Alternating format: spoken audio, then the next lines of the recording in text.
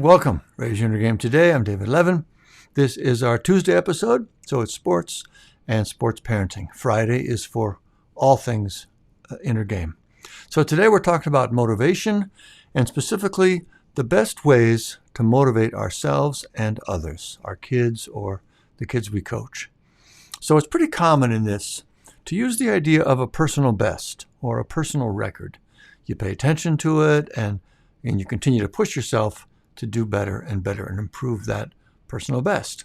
And on its face, that just seems super smart. I mean, it's not about whether the team wins the game necessarily, because that's out of your control. It's about your own personal effort and performance. If you did your best, that's really all you can do, and you should be proud of that, and you can use that to continue to push yourself to get better and break through to new levels. What could be wrong with that? So I've been thinking about this because something's been nagging at me about it.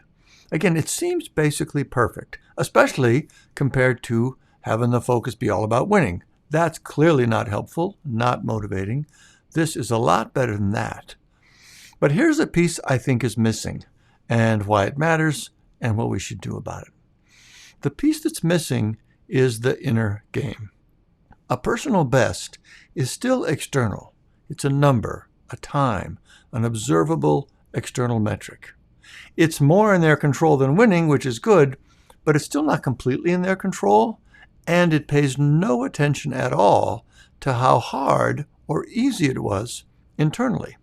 You know, some days everything feels easy. We feel light and strong and capable, and other days it's the opposite. Everything feels hard, and that's just the normal variation.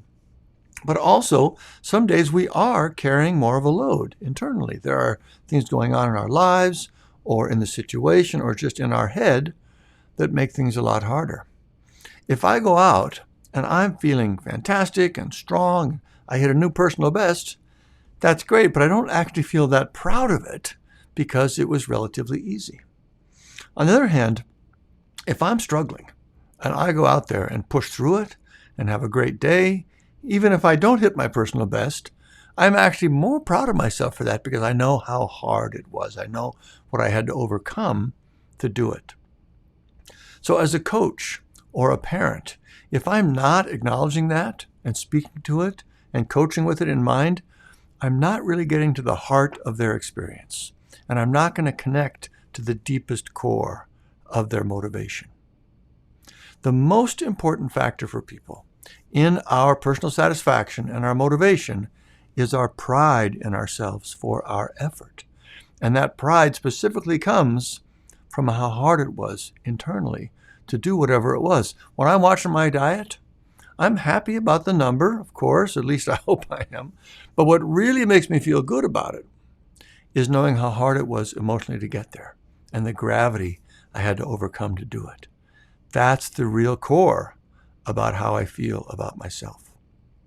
So that's what I'm really saying with this. It's fine to focus on a personal best, but it's more powerful to include in that the acknowledgement and understanding of what it's taking for them internally. Again, if it's easy, it's not that motivating, even if they hit a new personal best. There's something about it that's a disconnect from motivation. I'm reminded of something you might have heard about yourself, which is with childhood development. It's better to praise effort than outcome. If your kid gets a great score on a test, it's better to say, great job, you really worked hard on that, than it is to say, you're so smart. Because praising effort is more motivating and makes them proud of themselves. Praising innate talent does the opposite. This is sort of the same thing. Rather than focus on the outcome, even a personal best outcome, it's better to work with them on the whole picture of the outcome in relation to their inner effort. So it's not just about the number. It's about the number in the context of the inner gravity they're dealing with. And here's an interesting thing. You can actually express this idea in a formula. And it goes like this. Success equals performance over gravity. Or if you were, I'd be like S equals P over G. The ultimate success, the deepest sense of pride and motivation comes from this ratio of performance over gravity. If I hit a new height on an easy day, It's great, but it's not nearly as great and fulfilling as if I hit a new personal best on a day I was really struggling. Makes sense? And so the idea for us then is to work that understanding into our coaching. Yes, it's fine. Push your people, your kids to improve their personal best. But as you do it, make sure to incorporate their mental situation and celebrate their progress in relation to that. I think you'll find if you do that, it'll feel more accurate, more honest and connecting, and you'll be more effective with them because they'll see that you really get what's going on for them. Anyway, I hope that all makes sense and that it seems helpful. That's what I wanted to talk about today. Is personal best an outdated metric? The answer is not necessarily, but it's way more effective if you factor in the mental game. All right, that's today's episode. If you have teenagers in sports, check out our Mental Game Starter Kit. It's a great set of resources to help you start boosting your child's mental game, and especially the mental game assessment that's part of it. Have your child take that assessment, and you'll love what it tells you. It really gets things off to a great start. Just go to raiseyourinnergame.com, scroll to the bottom, you can learn about it, and register there. It's all free, of course, super helpful. If you like what you heard on today's show, please tell your friends and rate and review us on Apple Podcasts or wherever you listen to podcasts. It helps people find the show and get the mental game boost they are looking for.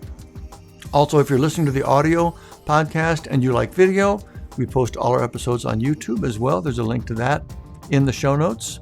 For more mental game goodness, please join our free community, the Raise Your Inner Game Charging Station. Click the link here, or again, go to raiseyourinnergame.com/community. It's totally free. You will love that. If you'd like to support the show so we can keep things ad-free, please click the Buy Me a Coffee link below, and thank you for that. And we will close today again with Steve Prefontaine, his quote from the end of the Raise Your Inner Game book. To give anything less than your best is to sacrifice your gift. That's what we're doing. We are working to be our best. It's the gift that keeps on giving, and the world needs as much of it as it can get. So keep up the good work, and we'll see you next time.